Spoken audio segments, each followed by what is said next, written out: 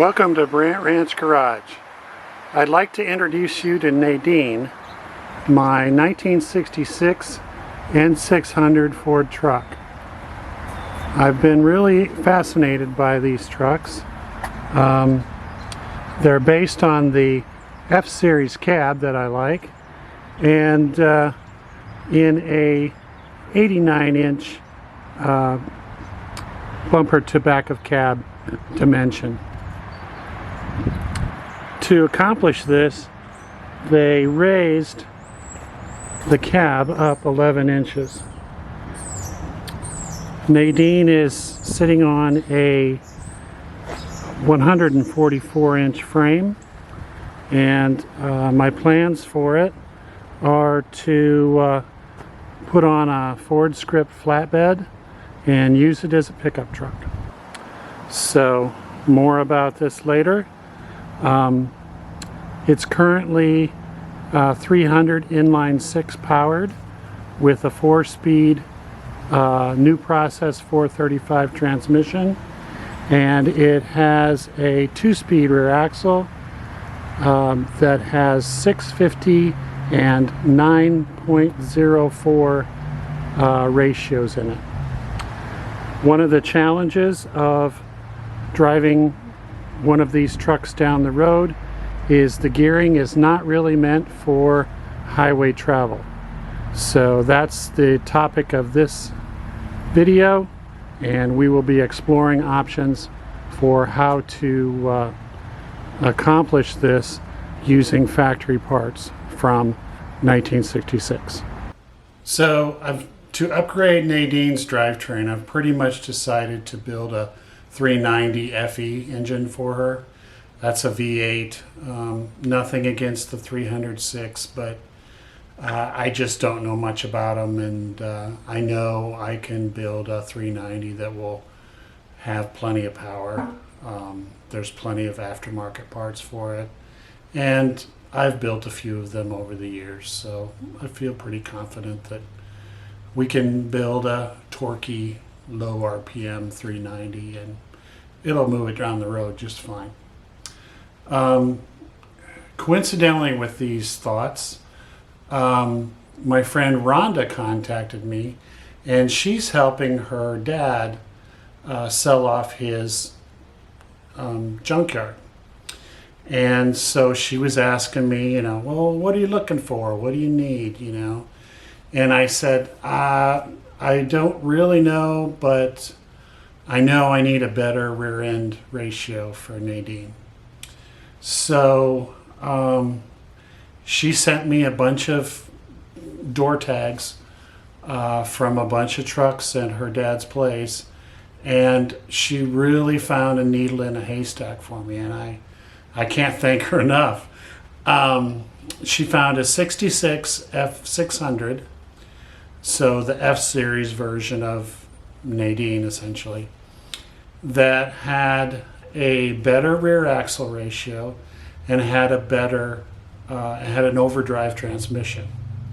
So that really got me thinking that I think I could buy this truck pretty cheap and bring it home here and cut it up, admittedly, but it's much better to cut up an F-Series truck because they made like 50,000 of them of this model, and they only made 4,000 of the N-600. So I don't feel too horrible about it, and I've got some ideas for the cab sheet metal as well. So I want to just walk you through the calculation that I used to convince myself that this was a good idea and that this would solve the RPMs at speed problem for Nadine.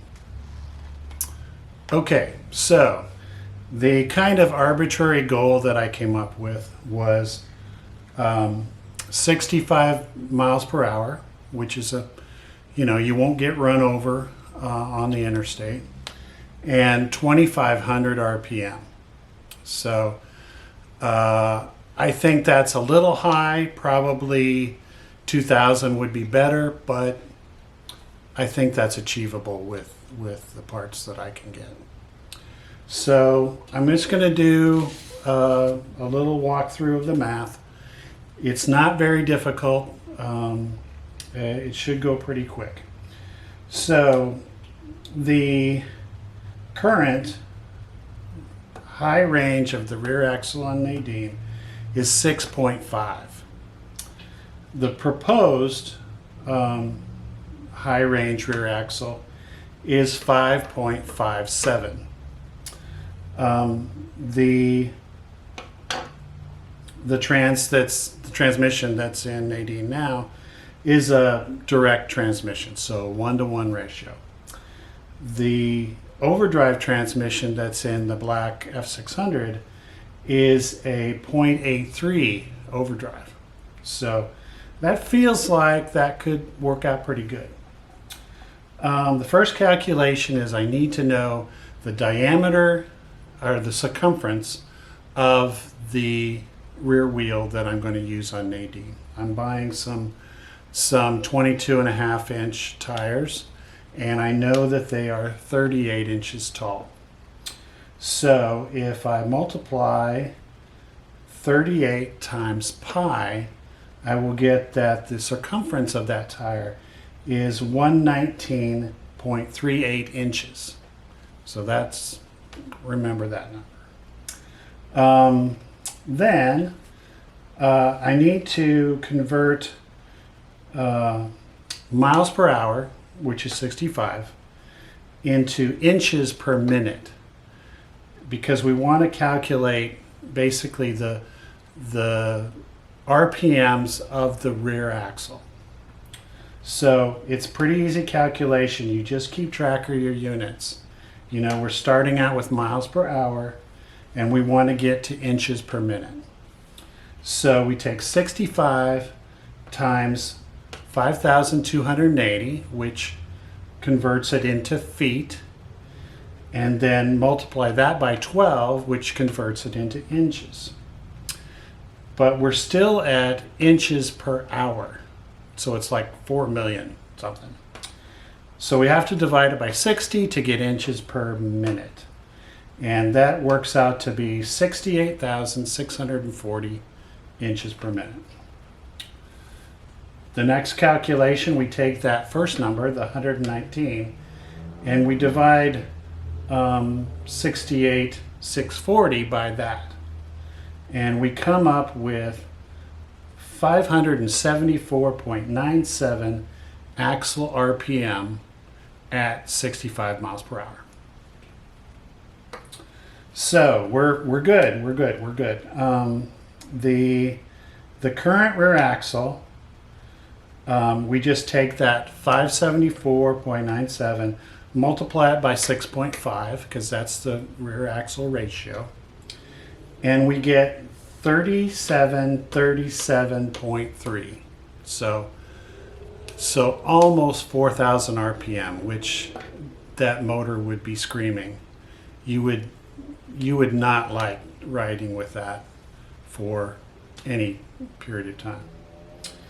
But the good news is the proposed is 574.97 times 5.57 times 0.83.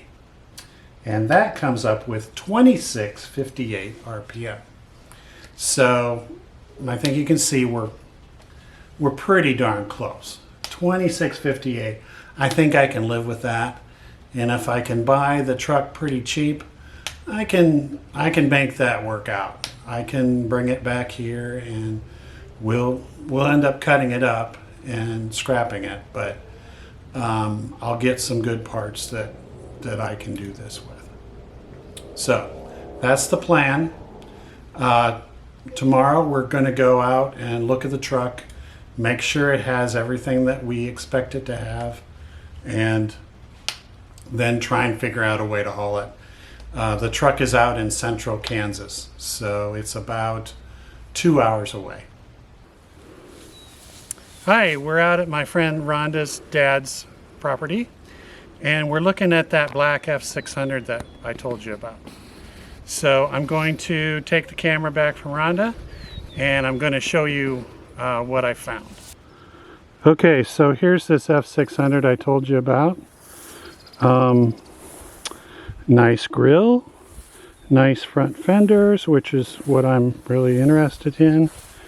And I hope you can see we've got a pretty standard 330 in there, which is what we were expecting. Custom cab. The cab is not great. There's some rust in the cab corners. Inside, there's a lot of raccoon poop. But the good news is, it appears that the 5-speed is still intact, and the truck has 189,000 miles. Oh no, maybe 118 or 18. And that's about it inside. The other part we're interested in is the rear axle, and I know it's an Eaton, and I think it's like mine. Okay, so I talked to the owner, and he told us a great story that this truck was used to haul sheep from Colorado with a 2-story sheep box on it. And this hoist right here raised and lowered the ramp for the sheep to go up to the top level. He also said that it should be stamped what the ratio is. So I'm very carefully looking all over the rear end, trying to find something that might be a stamp. The only thing that's not a casting and is a stamp is right over here, and I'll have to research that when I get home. So there's the rear end. Looks like it's all there. I think it's original. I really do. So let's hope it's a G2. So I have really good news. Just got back from the junkyard. After we left the black truck, we talked to the owner, and he said that there was a stamp on the rear axle that we could use to figure out what ratio it was. And so I couldn't find it when I climbed back under the truck, and but we went and looked at a bunch of other trucks, and eventually I found it on another truck.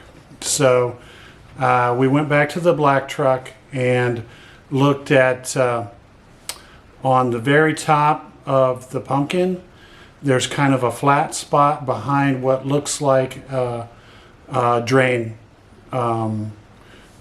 screw-in plug, and right there, big as life, 5.57. so we're good, and I'll show a picture of what I found and where I found it.